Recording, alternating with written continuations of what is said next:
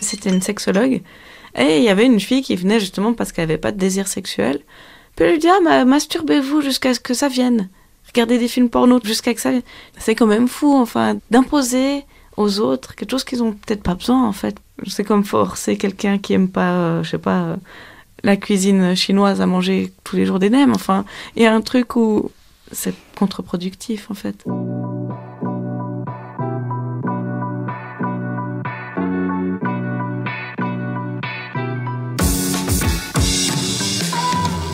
Bienvenue dans Brise-Glace, un podcast du temps qui s'intéresse à tout ce qu'on n'ose ni dire, ni demander aux gens qui nous entourent.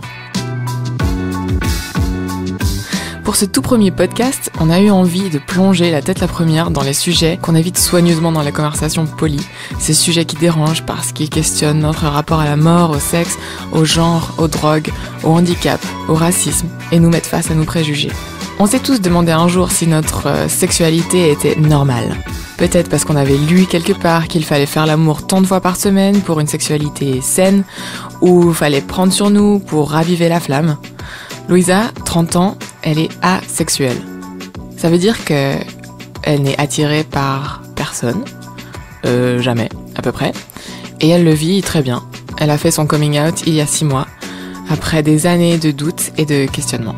Ça fait un moment que je me pose la question, que je me questionne sur tout ce qui est sexualité, et puis je crois que récemment j'ai réussi à mettre le doigt dessus, en fait.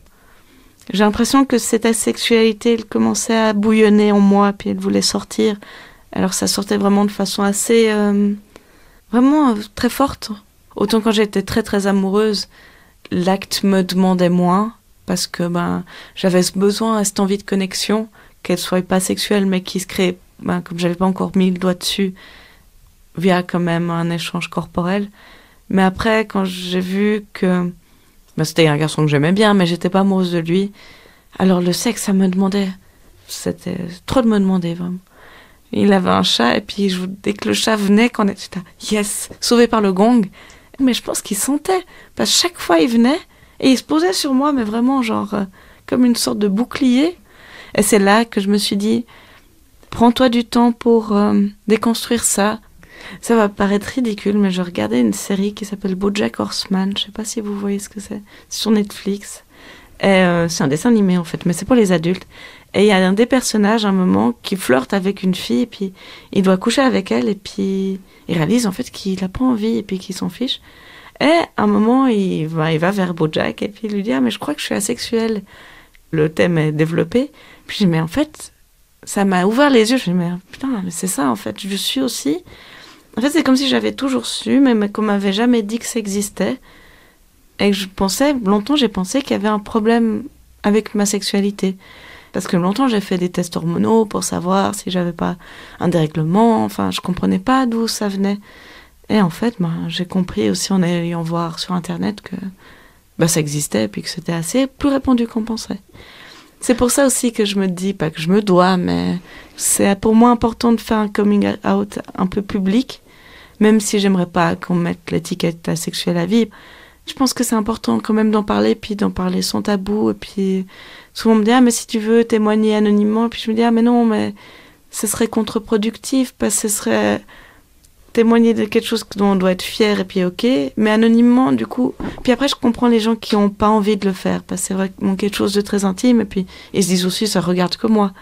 Mais en fait, moi, je me dis que l'ayant fait sur les réseaux sociaux, et puis ayant remarqué que ça libérait certaines personnes, je me dis « Mais je suis contente de l'avoir fait pour moi, parce que ça m'a beaucoup libérée, mais aussi pour les autres, en fait. » Vous parliez à l'instant d'un coming out. Est-ce que vous pouvez nous dire un peu comment ça s'est passé ce jour-là, entre guillemets, ce coming out? Vous l'avez fait auprès de vos proches, vos parents ou... Non, mes parents pas. Bon, mon père est décédé, puis ma mère, je lui parle pas tellement de ça.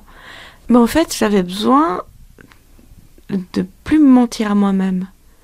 C'est comme si, pendant longtemps, je m'étais menti à moi-même en disant « Ah, mais en fait, peut-être que t'es quelqu'un de sexuel, mais c'est compliqué. » Puis en fait, j'avais besoin de dire « Non, mais toi, ça t'intéresse pas, ça t'a jamais intéressé. Fais pas semblant, enfin, libère-toi de ce truc. » Je pense que c'était vraiment face à moi. Et j'en ai parlé aussi à un ami qui est prof de yoga, puis je lui ai dit « Ah, mais est-ce que tu penses que je devrais aller voir un psy ?» Putain, mais pourquoi tu irais voir un psy? Enfin, c'est comme dire à quelqu'un qui est homo, mais va voir un psy. C'est un peu genre, Mais non, enfin, je suis très bien avec. Si j'en souffrais, je pense qu'il y a des gens qui en souffrent. Et du coup, c'est cool d'aller voir un psy, mais tant que ça pose pas de problème, ni à soi-même, ni aux autres. J'écoutais un podcast tout à l'heure sur France Inter, et c'était une sexologue. Et il y avait une fille qui venait justement parce qu'elle avait pas de désir sexuel. Puis elle lui dit, masturbez-vous tous les jours. Enfin, il y avait des conseils où je me dis, mais si on me disait ça, je crois que je tomberais Enfin, peut-être cette fille est asexuelle, et puis on lui dit genre, masturbez-vous jusqu'à ce que ça vienne. Regardez des films porno jusqu'à que ça vienne. Je dis, mais c'est quand même fou, enfin, d'imposer aux autres quelque chose qu'ils ont peut-être pas besoin, en fait, parce que tout le monde est fait différemment. Alors, j'écoutais ce podcast tout à l'heure, je dis, heureusement que je suis pas passée par cette phase, parce qu'ayant été très influençable jeune, je me serais fait du mal encore plus, parce que quand on n'est pas intéressé par le sexe, et puis qu'on nous force à regarder des films porno, c'est comme forcer quelqu'un qui aime pas, la cuisine chinoise à manger tous les jours des nems. Enfin, il y a un truc où c'est contre-productif, en fait. Quand vous étiez plus jeune, est-ce que vous avez justement regardé des films porno ou pas du tout ? Oui, je me rappelle, assez jeune, je suis tombée dessus. J'en ai pas regardé des tonnes et des tonnes, mais un temps, j'étais très intéressée par la culture porn. Puis je le suis encore beaucoup. Et je regardais des films porno, mais je savais bien... Enfin, je voyais pas l'intérêt. C'est comme si on m'avait dit, pour avoir une sexualité épanouie, faut se masturber, faut regarder des films porno, faut coucher tant de fois avec tant de... Enfin, puis après, j'ai réussi à me déconditionner de ça, en fait. Mais c'est vrai que c'est dur parce que beaucoup de magazines féminins notamment, toute la presse spécialisée, titrent tous les étés sur les meilleurs conseils pour s'envoyer en l'air. Donc je comprends bien que ce soit pas évident de se sortir de ça une fois qu'on a grandi dans un monde où l'injonction à la sexualité est si forte en fait. Oui, non, c'est fou. Et puis que ça soit, comme vous dites, les magazines ou rien que les amis. Souvent, on peut passer des soirées à parler que de cul. Puis moi, c'est un sujet qui m'intéresse, du coup ça va, parce que j'aime bien aussi le déconstruire et tout. Je trouve la sexualité super belle et c'est vraiment un sujet qui m'intéresse énormément. Il y a quand même un décalage, parce que je pense qu'il y a une émotion qui est générée chez elle ou chez eux, qui est moins présente chez moi, parce que quand je m'en fous un peu personnellement, avec mes amis, on parle de sexualité dans le sens large du terme. On parle pas de cul, en fait. Mais j'ai aucun jugement sur la sexualité des autres. Au contraire, je trouve que même les tabous, les fétichismes, il faudrait que tout le monde puisse en parler.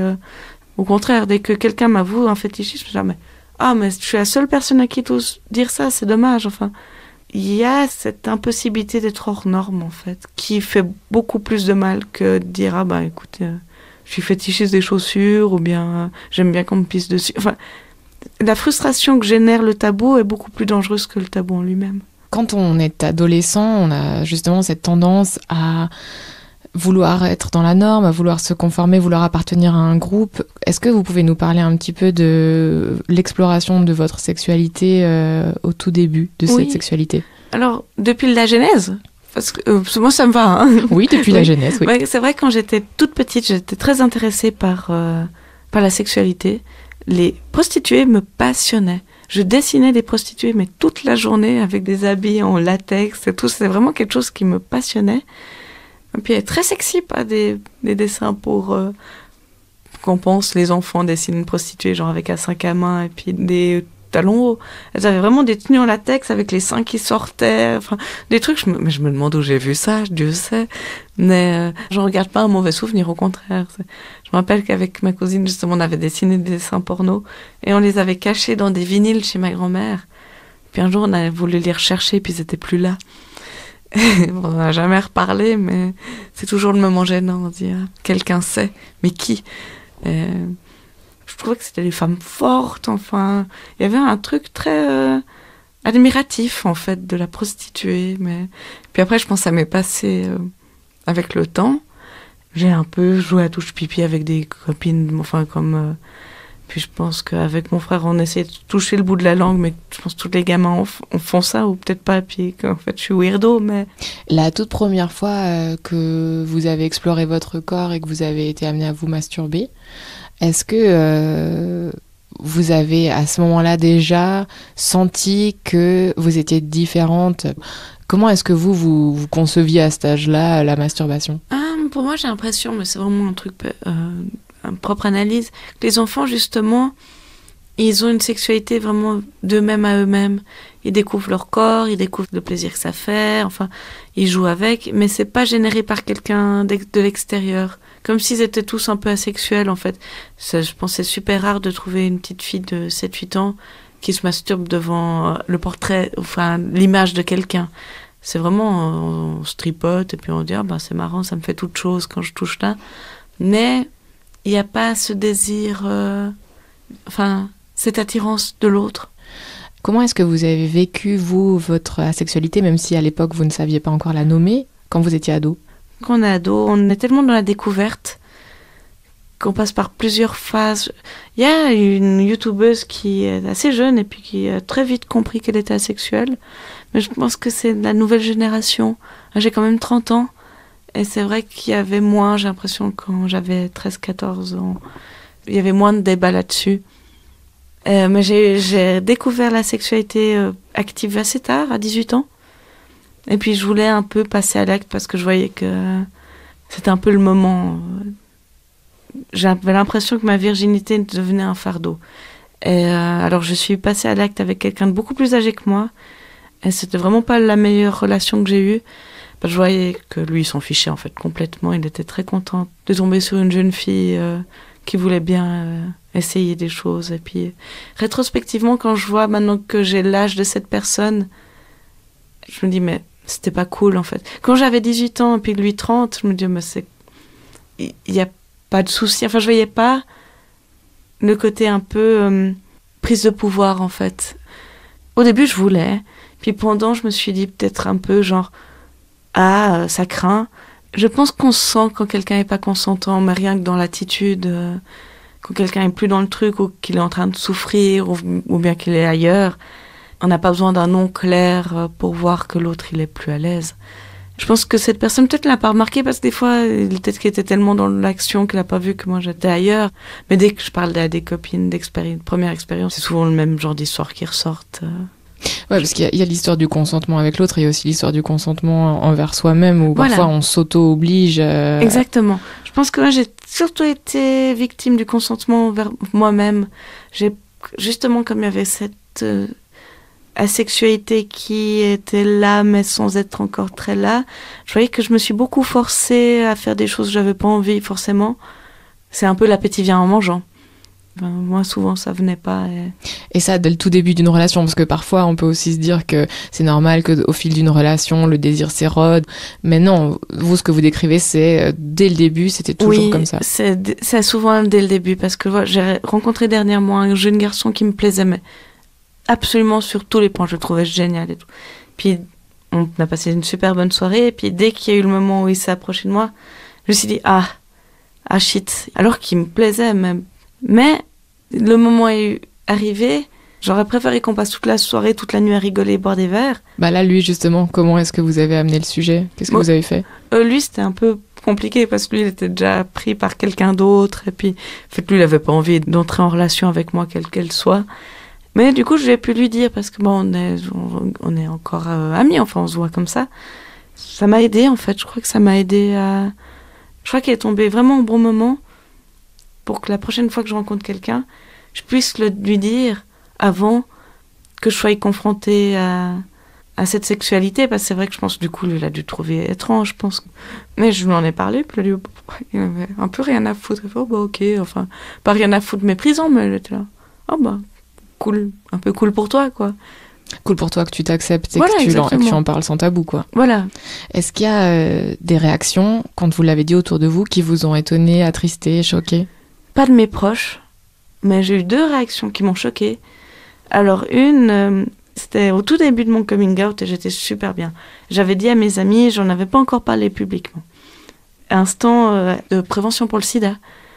Et il y a un jeune homme qui dit « Ah, mais t'as pas 2 secondes, j'ai 2 questions à te poser, si ça te dit... » Et c'était la première personne à qui j'allais dire. Et il me fait « Ah, première question, est-ce que t'aimes faire l'amour, comme tout le monde t'aime faire l'amour, hein. » Et puis je fais « Ah bah ça tombe bien parce que moi en fait je suis asexuelle. » Puis il me dit « Mais tu veux pas le numéro de Stop Suicide ? Non mais passe ta vie, franchement, si t'aimes pas faire l'amour, ça doit être la déprime. » Et puis il me redit « Je te donne le numéro de Stop Suicide. » Et ça m'a tellement émue Je dis, mais tu peux pas dire ça à quelqu'un d'asexuel, enfin, tu peux pas dire ça à qui que ce soit. C'est comme si tu disais à quelqu'un d'homo, hey, tu veux pas aller te suicider parce que... Enfin, je fais pas le lien parce que je sais que la communauté homosexuelle, c'est beaucoup plus difficile. Ils sont tout le temps plus face à, justement, des jugements. Enfin, c'est pas du tout le même combat. Mais de dire ça, enfin, j'ai trouvé d'une violence. Je suis rentrée chez moi et je pense que j'ai crié, j'ai pleuré. Ça faisait des mois que j'avais pas pleuré. Et ça m'a foutu dans une rage folle, en fait. Cette injustice, en fait. C'était la première fois que je faisais mon coming out à quelqu'un d'inconnu. Et je m'en suis pris plein la face. C'était d'une violence, en fait, ce jugement. J'ai écrit à mon frère qui était tu sais, des cons, il y en a partout. Et puis après, j'en ai parlé à une copine qui m'a dit écris-leur, dis-leur que c'est inadmissible. En soi, je crois qu'elle a raison. Puis après, en fait, je me suis dit... il a fait un gag qui est mal passé. Enfin, je pense qu'il s'est senti encore plus con que moi après. Parce qu'il a vu que j'étais tout émue. Mais le truc drôle, c'est que 3 jours plus tard, je l'ai recroisé. Puis il m'a fait « Hé, t'as pas 2 secondes ?» Puis j'ai dit non, je crois que j'ai donné, franchement. Et puis ça, c'était un des trucs les plus violents. Puis aussi un truc très violent, une connaissance, presque un ami, qui m'a dit « Ah, mais vous, les asexuels, c'est pas grave si on vous viole, parce que de toute façon, ça vous fait rien. » Et j'étais là un peu... C'était un peu de l'humour trash, un peu genre... Et j'étais un peu...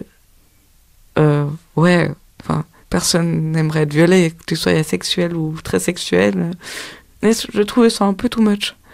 Je crois que certaines personnes ont besoin encore d'être pris par la main. En fait, pour eux, c'est évident que c'est possible. Mais on les a tellement habitués que ça ne le soit pas, qu'ils disent des trucs complètement bateaux, sans aller chercher en eux-mêmes des réflexions par rapport à ce qu'ils ressentent là-dessus, en fait. Ma cousine, qui est aussi ma meilleure amie, à un moment, une fois, elle m'a dit... alors qu'elle, elle est plutôt... elle est très sexuelle. Et puis elle m'a dit « Ah ouais, moi, je me suis aussi demandé si j'étais pas sexuelle, parce que bon, j'avais pas envie, et puis... genre un peu, je vois ce que tu traverses. » Enfin, c'est peut-être pas ça qu'elle voulait dire, mais moi, je l'ai ressenti comme ça, parce que c'était en plein coming out. Puis peut-être c'est pas du tout ça qu'elle voulait dire. Si elle m'écoute, qu'elle me juge pas. Mais en fait, je me suis dit « Mais c'est pas du tout le même combat, parce que moi, c'est vrai que... en tant qu'asexuel, ben, c'est tout un parcours de vie que je vais devoir construire, en fait, de rencontrer quelqu'un qui l'accepte, et puis c'est vraiment aussi déconstruire, se dire, mais peut-être que jamais de ma vie j'ai rencontré quelqu'un qui me plaira et qui en plus acceptera cette différence. Tandis qu'on a une perte de libido, tout d'un coup on rencontre quelqu'un dont on tombe fou amoureux, puis ça revient. Tandis que moi, c'est quelque chose qui m'a toujours accompagnée, et puis maintenant que j'ai accepté, il faut que les autres l'acceptent aussi. Mais en même temps, je sais que peut-être qu'un jour, tout d'un coup, peut-être je vais rencontrer quelqu'un et puis je sais pas d'où ça sortirait, j'aurais super envie de lui ou d'elle. La vie, c'est ça qui est beau aussi, c'est que c'est fluide en fait. Là, on m'a écrit dernièrement, ouais, j'ai fait vœu de célibat, mais en même temps, j'ai une fille, j'ai une sex friends. Mais je vois ce que tu traves. C'est pas du tout pareil. C'est presque le contraire en fait. Moi, j'ai pas fait vœu de célibat. C'est juste que je suis comme ça, quoi.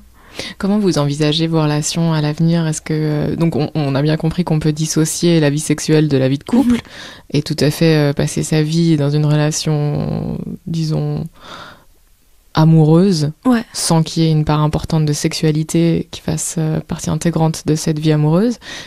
Comment est-ce que vous envisagez l'avenir ? Je sais pas, je suis pas tellement à me projeter. Je me dis chaque rencontre est tellement différente qu'on verra bien, mais je sais que pas mal d'asexuels il y a beaucoup ce débat dans la communauté, genre des gens qui sont en couple et qui prennent sur eux, puis de temps en temps, qui couchent avec leur partenaire, parce qu'ils les aiment aussi, rien qu'une sorte de don de soi et puis d'envie de rapprochement, et d'autres qui sont dans des couples libres, justement, qui sont avec quelqu'un, mais qui le laissent aller voir ailleurs, et d'autres qui sont avec quelqu'un qui accepte complètement, et puis qui n'ont pas de rapport. Il y a tellement de facettes. Avec mon ancien conjoint, on pratiquait le tantra, et puis c'est plus de l'ordre du massage ou d'échange d'énergie, et c'est pas forcément avec de la pénétration ni sexuelle, mais c'est aussi un échange physique, en fait. C'est assez intense, on peut aussi avoir des orgasmes avec le tantra. Pour nos auditeurs qui savent pas exactement de quoi il s'agit, est-ce que vous pourriez un petit peu décrire... Je suis pas une spécialiste, mais c'est... Le tantra, c'est une sorte de yoga qui vient du Cachemire, et puis c'est aussi une philosophie de vie. C'est pas, on a l'image du tantra où c'est des exercices sexuels pour tenir pendant des heures en érection. Et... En fait, c'est un travail d'énergie, en fait. De faire circuler les énergies déjà en soi, puis avec l'autre. C'est beaucoup des exercices respiratoires, en fait, à la base. Et de connaître, justement, son corps. Et d'abord, c'est du respiratoire, après, c'est lors du toucher. Et ça va aussi beaucoup avec une philosophie de vie. C'est quelque chose de très doux.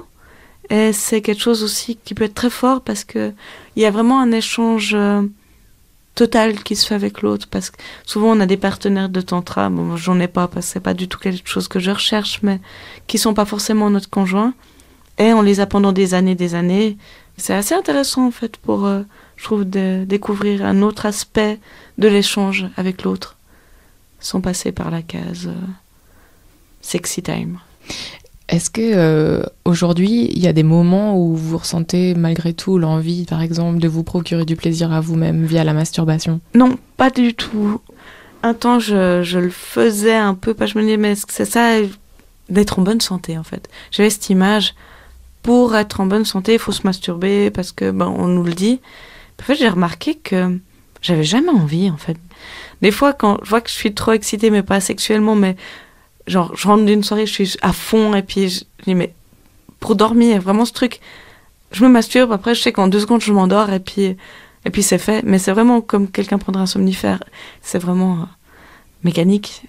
Donc ça prouve qu'il n'y a vraiment aucun lien entre faculté du corps à jouir et à sexualité. Non, parce que si je couche avec quelqu'un, mon corps réagit aux stimuli, enfin il y a vraiment... Mais c'est que j'ai pas l'envie, enfin... C'est vraiment au niveau, je dirais pas du cerveau, parce que c'est un peu basique de dire ça, mais c'est l'envie, en fait. Mais ça fait pas mal de le rappeler, parce que je pense qu'il y a un énorme cliché qui est la femme asexuelle est donc frigide. Exactement, non, c'est bien de le rappeler, parce que, exactement. Ou bien, c'est parce que t'as été mal baisé, ou parce que tu trouves personne, et puis, enfin, c'est pas un problème de trouver quelqu'un, surtout maintenant avec Tinder et tout ça, franchement, si on a envie de tirer un coup, il n'y a aucun lien, en fait. En ce moment, vous êtes en couple ? Non. Je l'ai été il y a une année, puis mon copain est parti. Après, j'ai eu une sorte d'histoire pendant quelques mois. Puis en fait, là, j'étais déjà en train de voir que c'était pas ça du tout. Je vois que maintenant, comme je suis bien avec moi-même, j'aurais pas envie de me mettre avec quelqu'un par défaut pour être en couple. Le couple m'intéresse pas forcément. La vie est faite de rencontres qui viennent et puis qui passent. Mais je cherche pas du tout à être en couple. Et puis je cherche pas du tout à être célibataire. C'est vraiment... je crois que je me contente assez bien de ce qui se présente. Est-ce qu'on vous dit parfois, mais c'est probablement parce que t'as pas trouvé ton identité sexuelle ? Non, on me l'a très peu fait. On me l'a pas du tout sorti, en fait. Mais je me suis demandé, quand j'ai commencé à voir que les garçons m'attiraient pas, je me suis dit, mais peut-être que c'est les filles qui m'attirent. Puis enfin, je me suis dit, non, les garçons m'attirent. Vraiment, leur beauté m'émeut, tout, mais enfin, c'est les garçons avec qui j'ai envie d'entrer en relation amoureuse, mais... Et c'est là que je me suis dit, mais en fait, c'est pas que je suis homo, c'est juste que je suis asexuelle, en fait. Et quand vous dites, pour rentrer vraiment dans le vif du sujet, leur beauté m'émeut, quel genre de contact vous chercheriez alors avec la personne, par exemple, qui vous plaît, qui vous séduit, que vous trouvez charmante ? J'aime bien, je sais pas, j'allais dire tripoter le visage des gens, mais ça fait un peu creepy. Non, je suis quelqu'un d'assez tactile, mais je pense que je peux me satisfaire justement de papouilles, de massages, du toucher, en fait. En fait, je crois que c'est vraiment quand il y a de l'ordre de l'excitation sexuelle, c'est là où pour moi ça devient un terrain glissant parce que ça me bloque, en fait. Pas ça me bloque, ça me traumatise, mais... comme ça m'intéresse pas, j'ai l'impression d'être prise dans un jeu qui me convient pas. C'est comme si elle n'avait pas sa place avec moi, en fait. Des fois, j'avais ressenti comme si quelqu'un qui voulait coucher avec moi, j'avais l'impression que c'était comme quelqu'un qui voudrait coucher avec pas un enfant, mais que moi, j'ai pas ce désir sexuel. Il y a une sorte de... La connexion se fait pas. Et pour moi, c'est assez perturbant. Puis je pense que ma personne en face aussi. Bon, après, moi, j'ai appris à faire semblant. Et ça, j'ai plus envie, en fait. Mon dernier copain, justement, avec qui je faisais du tantra, quand il m'a quitté, il m'a dit, une des dernières phrases qu'il m'a dit, il me disait, mais tu verras, faut que tu comprennes que on peut t'aimer sans avoir envie de coucher avec toi. À l'époque, je pensais que c'était un peu genre fous-moi la paix. Et puis en fait, je pense qu'il avait bien senti que pour moi, c'était pas naturel. Et puis plusieurs fois, il m'avait dit, il avait remarqué que je sollicitais pas beaucoup. Je sollicite pas le partenaire parce que comme j'y pense pas, ou bien je sollicite trop parce que je me dis mais il faut que je fasse tant, j'ai une sorte de quota. Mais maintenant, je ferai plus. Enfin, je vois que c'est dur de se déconditionner de trucs, mais une fois que c'est fait, on retombe pas tellement dans les mêmes panneaux. Enfin, je dis ça, puis on sait jamais. Pourquoi est-ce que vous pensez aujourd'hui que c'est si important d'en parler, enfin ? Je pense que c'est bien d'en parler parce que ça libère les gens, en fait. Moi, je vois que ça m'a beaucoup libérée, puis je me dis si ça peut libérer d'autres gens. Puis aussi pour que les gens se rendent compte que tout le monde est différent. Pour éviter aussi des réactions comme j'ai eu droit. Et pour que les gens se rendent compte que tout est vraiment... J'insiste beaucoup là-dessus, mais que tout est fluide. Et que c'est OK de passer par plusieurs étapes dans la vie. Et d'en parler, ça fait du bien. Moi, je vois que ça m'a fait du bien et que ça m'a aidé aussi à plus reproduire des schémas que j'avais produits avant et qui me convenaient pas, en fait. Quand je me mentais à moi-même, je mentais aussi aux autres. Même si j'avais envie d'eux dans le sens entier du terme, il y avait quelque chose qui devait sonner faux, en fait. Pour les gens qui nous écoutent et qui se posent peut-être des questions sur leur propre sexualité, sur la sexualité, qu'est-ce que vous aimeriez éventuellement leur dire ? D'être OK avec ça, en fait, de pas trop se forcer à faire des choses qu'ils n'ont pas envie de faire, juste pour être dans une norme. De s'écouter, en fait, s'écouter soi-même, et puis d'aller voir ce qui nous appartient à nous-mêmes, et puis ce que la société nous a fait croire qui nous appartenait, en fait.